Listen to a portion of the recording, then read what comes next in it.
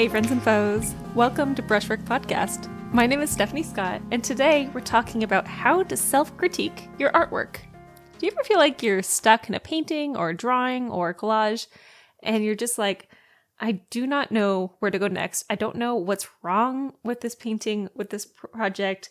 I don't know why it doesn't feel good to look at. I can't figure out what I'm missing and what I'm doing right. I feel like this all the time. And I think it's part of being a creative person is to be self-critical of yourself. But it's also part of being an artist is learning how to self-critique your work in a way that is logical, respectful, and actually makes a difference in the result of your artwork and not just beating yourself up, being like, oh, this picture, it's not doing what I want it to. Instead of thinking like that, it's be like, okay, how can we go through a system that makes sense, that will actually give me answers on where I can move forward. And today, friends and foes, I've got a list for you. A list that's going to help you put your compositions together, how to get your light looking right, how to get your abstract work feeling exactly as you were imagining it.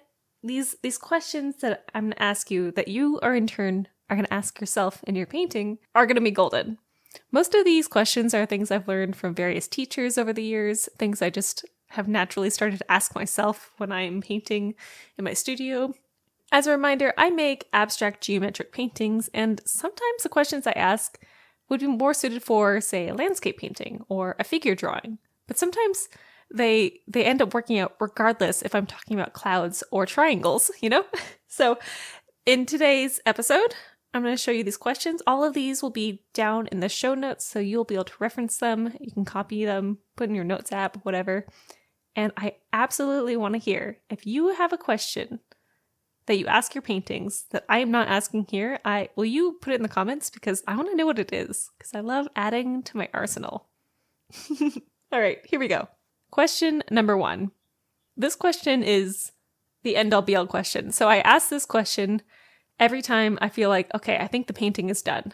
And this question is, like, if the answer is yes to this question, I don't need to ask anymore. And if it's no, then I have to keep going. So the number 1 question I ask is it convincing?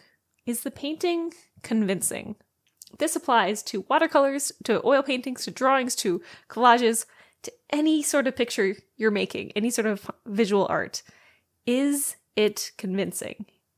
Is the abstraction working? Is the landscape settled and weighted in the picture? Does it feel like when you're looking at it, you're like, yes, that's correct. That feels good. If the answer is yes, and you're good to go. You can stop listening here. I'll see you later. Ta-ta, bye-bye. But if the answer is no, then we have to figure out why. Why is it not convincing? I have a couple categories here where I like to think about how to fix the piece, how to make it convincing, right? So we're going to start out with the big one, the big kahuna, and that is light. Number 1, the question is, does it have a sense of light? When I am looking at a figure drawing and I've got a model in front of me and I'm working on it and I've got charcoal over my hands, right? If I'm looking at it and I can't figure out where the light source is coming from just by looking at my drawing, I know that that's right away the biggest issue. When you fix the sense of light in your piece, you fix everything about it. Light is the most important part of your painting, of your drawing. When you have a landscape, is there a sense of light or is it really flat, right? Is it a light coming from the sky and the sun and being bounced all over the place? Or is it just kind of like a gray day and it's overcast even though you've got a blue sky in the background? You know what I mean? In abstraction, this is like my number 1 question. Does it have a sense of light? I find that a lot of abstraction does not have a sense of light. And I think what makes it really good and compelling of something when it's just like, a bunch of triangles or a gradient, when it has a sense of light, when you can feel what the light is doing, and then, we're getting somewhere. It's getting juicy. It's getting interesting. From there, we say, okay, does it have a sense of light? We break it down, right? We're thinking about, is the light white or is the light bright? Okay, that's a really important question. Is the light just the color white? Like, have you put down some titanium white on your palette and you're like, that's the lightest color of the painting? Or is the color bright? When you're painting, you don't want the white color and the light color to be really, translucent. You want it to have a lot of body. I have a teacher from, 10 years ago now, who was like, the highest highlight in your painting should be the thickest part of your painting. Like, it should have the most body to it. You should see the brush strokes the most here. You want your light color to have a fullness, an opacity, right? And that's kind of fun. It's kind of important. Okay, so we think about, is the light white or is it bright? Light can be blue, it can be red, it can be yellow, it can be violet. This is almost a Mika song here. It can be so many different colors. It doesn't have to be white. So if you're looking at your picture and you say, okay, I have a sense of light, but it is only the white. It's like the white of the canvas, right? It's the white straight out of the tube. Think about changing that.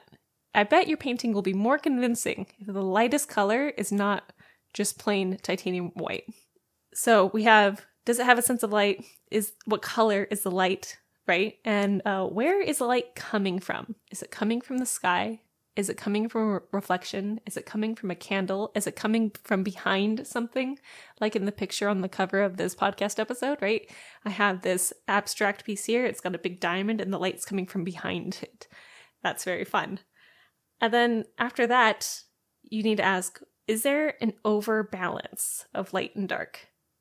I find that the best pictures, they have either high key or they're low key, meaning if it's high key, most of the painting is bright whites, it's very light, and has a couple spots of darkness, right? Or it's the opposite, it's low key, where it's mostly dark and it has a couple spots of brightness. If it's really balanced and like half black, half white, it's gonna feel weird. It's gonna feel uncomfortable, and maybe that's what you want. And we'll get down to emotions later on in the questions, but if you're not trying to make your viewer uncomfortable and it's really, really, really balanced, try changing it. Tip the scale into one or the other. You can have a middle key painting and have it look good, but if it's too balanced, that might be what's throwing you off. Okay, and then the last question, and I ask this question no matter what I'm looking at. If it's abstraction, if it's watercolors, if it's botanical art, whatever it is, this question is so important. What time of day is it in your pics, in your artwork? What time of day is it? When I look at the picture on the cover art here, it is dusk, right? It's the light is fading. We have a couple of highlights from, maybe a car driving by, and you're like, Stephanie, this is abstraction. It is. But when I see it, that's what I think about. It's dusk. It's very dark out. When you look at your botanical drawing, maybe you're making a drawing of, an iris or something like that. What time of day is it? Is it mid-morning? Is it noon? Is it something else? When you're looking at your watercolor, even if this is fantasy, even if this is in space, think about what time of day it is. Make note of what the weather is doing. Is it windy? Is it chilly? Is it hazy? Is it raining? Is it hailing? Is it doing something else? Is it like a blistering still sun? All of those are questions you need to be asking yourself as you're looking at your painting, as you're looking at your drawing. What is the temperature? What time of day is it? Actually skipped ahead there a little bit, but let's go next into atmosphere, right? So it just kind of bleeds in from light into atmosphere. The next question is, what is the temperature? Is it hot? Is it like you want to take off your skin hot? It's just blistering, so warm. Is it extremely cold? Do you want a jacket? Like when you're out here and you're painting and your hands are cramping up because it's so freaking cold out, but you're making this beautiful abstract pattern piece, think about what is the temperature? When I look at this piece on the cover here, I'm thinking, oh, it's probably, about 45 degrees Fahrenheit. It's pretty chilly. It's not a warm day. I look at it and I'm like, brr, it's cold. And if you can't define what the temperature is, maybe that's where your answer lies into making the painting better. Continuing in the atmosphere, here's a couple of smaller questions you could ask where if you might be having trouble, you're like, I'm not really sure how to fix the atmosphere. Is the background outlining your foreground? Say you have a picture of a figure sitting for you. It's a portrait, and you have a background of a curtain, and the curtain is red velvet, and then you have your person in front of it. If you are outlining your figure, and you're doing this as like a crutch, or you're doing this accidentally versus your background, it's gonna feel weird. The atmosphere will be broken. I want you to think about when you're painting. When you're painting atmosphere, the atmosphere is not super far away. The atmosphere, it starts right in front of your eyeball. Like, take your finger and you're gonna hold it up in front of you and put it like as close to your eyeball as you can without like touching it. That's where the atmosphere starts, and that's where you're gonna start painting. The image that you're painting starts right in front of your eyeball. Okay, I'm gonna let you think about that for a while and break your brain for a hot second. Maybe pause if you need to, but if you're looking at your portrait, your sitter, the person who's sitting in front of you, and you're doing their portrait, if you're painting it and you have an outline of the background around them, you're not actually painting what's right in front of your eyeball. You're just painting the person and then the background. Remember, it's all in the same field of vision. It's all in the same plane of vision. And you want to make it seamless, as if the person is in the space that they're sitting in, not the person is sitting and then there's a background. The next thing you can ask is, where is the highest point of contrast? Now, I don't know about you, but I live on a planet that has gravity. And if the highest point of contrast is really low in the painting, it's going to make me feel uncomfortable. You want the highest point of contrast to be towards the middle, but also like a little bit lower than the middle, all the way up to the top. The highest point of contrast should be the thing that's closest to you, right? So like in my picture above, the highest point of contrast is from the middle to the base, and it's kind of created a pattern and a rhythm there. That feels very close to you, where everything else in that painting is far away, and that's very fun. And that's why it feels good to look at. The next question. It's my favorite word. It's geometry. I only have 2 super short questions here. And this is about mark making and it's about edges. The first one is, do your marks have weight to them? Like when you look at the things in your picture, whether it's the shapes, it's the mountain edge, it's the curve of an ear, does it feel like it has weight? Or is it flat? Like when you look at it, does it feel flat? Does it feel like there's dimension happening? Look at the geometry and of how well your drawing was compared to your painting. If you're making a painting, if you're drawing and you're sticking with the drawing, how correct is that drawing? In anatomy, in perspective? Look at those questions. The next thing is, are your edges really clear? Now, I'm someone who is in love with edge work. I like a good edge. There's nothing sexier than that. It's just the most beautiful thing on the planet is a really, really good edge. Is there variation in the edges? Is there lines that are high contrast versus lines that are really low contrast and kind of bleed together? Are they clear? Like, can you define them and where they are? Or are they vague, not on purpose, but on accident? Think about questions like that. If you've gotten to this point and you're like, something is still wrong with this painting, we're now going to move into the second half, which is color. Color is such a heavy part. If you're painting in monochrome, I want you to think of value in this instance, okay? So, is your color the correct value, right? From like light to dark? Is it the correct hue, right? From red to green to blue? Or is it the correct intensity? Like saturation, right? So is it like straight out of the tube phthalo blue? Or is it something that's mixed and softer? If it's no to any of those questions, that's where you need to go look for your answer, right? That's where the answer lies. But if it's yes, and you're like, okay, but can I name the color in my head? Sometimes I'll make a painting and I'll look at it in its complexity and in its entirety, and I'm like, that painting is blue and also pink. But then I like really look into the details and I'm like, Okay, it might be blue and pink, but it's actually like 1,000 different kinds of purple that I couldn't even like categorize as like I couldn't name what they are. And even the lightest blues are actually a kind of purple. And there might be some green in here, and I'm not really sure what's happening. When you're getting there, we're so happy. I love it when I get there. I'm like, the colors are doing wild things. I don't know how I got this green and this pink to make a blue. That's wild. It's crazy, but you want to think about, can you name the colors? And I want you to say no. I want the answer to be no. Be like, no, we can't name the colors because they are that complex, because you've been mixing them that thoroughly, and they are that, they have really good color relationships. More simply, here's a question for you. Say you have a figure in an oil painting. Is there any warmth in your shadows?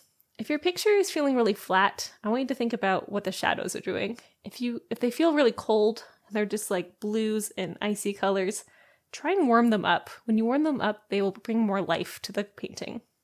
Another really concrete question to ask is each of your colors saying one of two things? Is it saying, I am a light, or is it saying, I am a dark? Remember, colors are all about relationships to each other. You might have a quinacridone magenta, and you might have it next to an umber, and you might have it next to a white, and they're going to be doing two very different things next to both of those colors.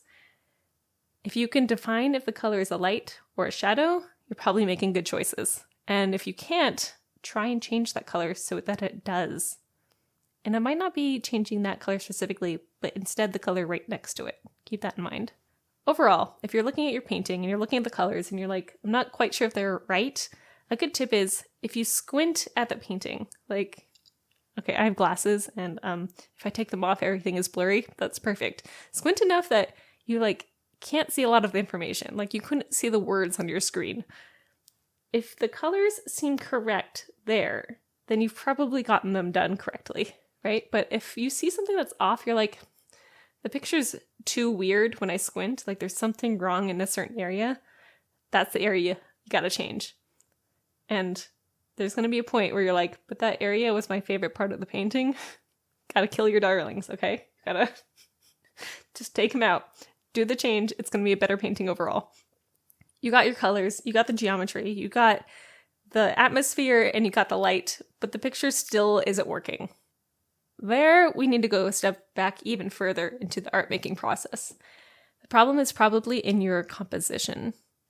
I got told a really tough thing the other day, and by the other day I mean a couple years ago, by a teacher, and it was like, Stephanie, not every one of your ideas needs to be a painting.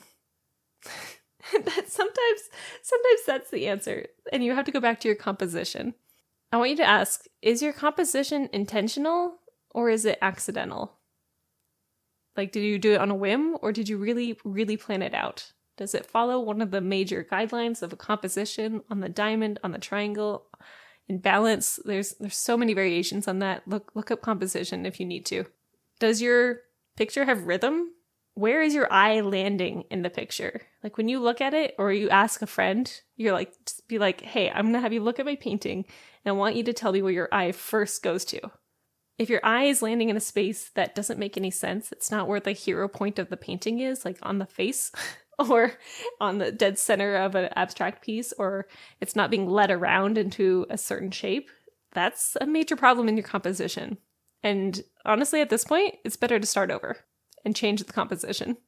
Sometimes you gotta start over on a painting instead of fighting it and eventually overworking it. One thing that's really good here, and this is a question I ask myself, is my brush stroke depicting what I'm painting in the picture? Like, am I trying to paint some grass and each brush stroke is like a single blade of grass? That's a no-no. You don't need to do that. That's how we go into insanity. Try to make a painting that says, hey, this is a grass in a field, without painting every single blade of grass, and you're going to have a better composition. It's going to seem less busy and better composed. Finally, a question to ask about your composition is, did I crop this correctly? If I cut the painting a little bit on one side, would it feel more balanced? Would it feel more compelling to look at? Would it feel just stronger overall? Or do I need to widen it? Do I need to make it taller? Do I need to make it round? Do I need to make it on the diamond? Have a willingness to be flexible with your picture. When you're flexible with the shape, when you're flexible with the motif, when you're not so attached to the outcome that it just rules your decision making, you're going to make stronger work and better work. My last section here, my last couple of questions, is about emotions.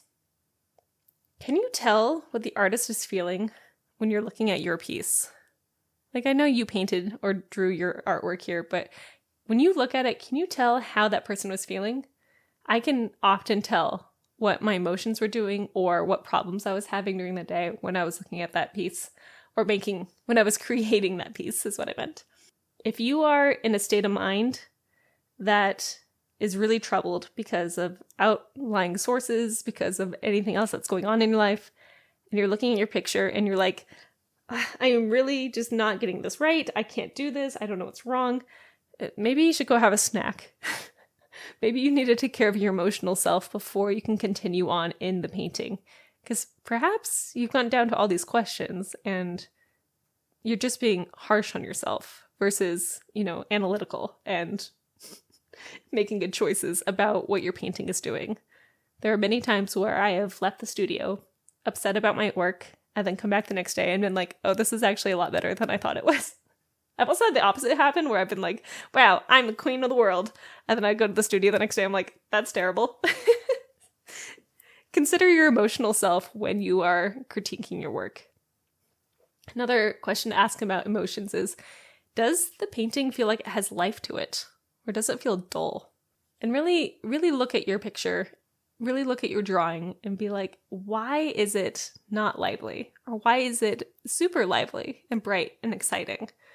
What is it about this painting that was just like, I am like gonna pee my pants. I'm so excited to make this piece of artwork that really compelled you to start this, And my last question, when I need to get really dug deep into it, is, did I make this painting because I am emotionally attached to the subject or because I thought it would make a good piece of artwork?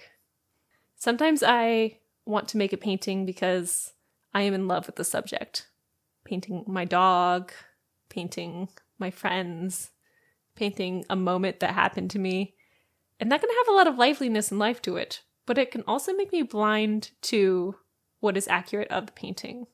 When I paint pictures of my friends, I often get caught up in what my friend looks like. And I want to make them seem beautiful, or I get distracted by something, right? And my emotions about the subject alter how I'm creating the artwork. I often think it's better to forget about the subject and be a little bit more distant onto what exactly it is I'm painting. If you find that happens to you a lot, you paint things that are really emotionally connected to you, it's again, this is not a bad thing. This is just something to observe. To help this, I like to do this exercise, which is essentially painting a pile of trash. When I get stuck on painting something I'm emotionally connected to, I will get a bunch of things in my studio, and then I'll take a picture of it, and I'll zoom in so far that I can't see what any item in the picture is, and then I'll paint that. And that will emotionally detach me from whatever it was in that pile. Maybe it was my favorite books and like my palette knife and also my laptop and, the picture of my animal or whatever. And when you take out the subject, you start seeing the image for what it really is. And it makes this new abstract piece you're doing all the better. To close this episode out, I want to read a quote by one of my favorite artists, but also one of my favorite teachers I've ever had. And he said this to me after a critique I had back in 2016, and I wrote it down because I thought it was so fun. He said to me, "If you ever think painting is easy, you aren't painting." He was telling me that it had to be challenging. It's going to be challenging. And that's what makes it interesting. Painting is never easy. And if it ever feels easy, you're probably getting too systematic. You're probably getting too in your ways, and you've started to lose the life of the image. I hope these questions have been extremely helpful. And if they have been, and you've like made your work better because of it, will you take a little before and after picture for me? Because I want to see how these questions helped you. Alternatively, if you're like, okay, I've gotten some yeses on some of these questions, and I've also gotten some no's on these questions, and I still don't know how to fix it, I have a solution for you. You should come to me. So I am hosting group art critiques. They're going to happen once a month. They have 6 spots open per class, and they are super affordable at $5 a person. During these sessions, I will help you with your artwork. I will give you constructive criticism and a clear plan on how to improve your painting, drawing, collage, or digital artwork in a friendly group setting with other artists. The next one is on April 30th, 2023, and they're going to happen every 4th Sunday from now on. I love doing a group critique. What's great about group lessons is that you get to hear about other artists' problems and you get to see their solutions come into be, which is like double the learning for you. You not only get help on your piece, but also you get to learn mistakes and solutions from other people. And that is just great. It's so much fun.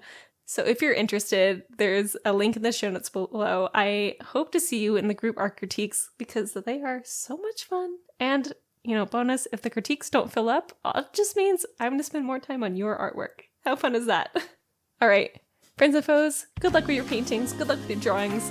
Make good choices, and I'll see you next time. Bye!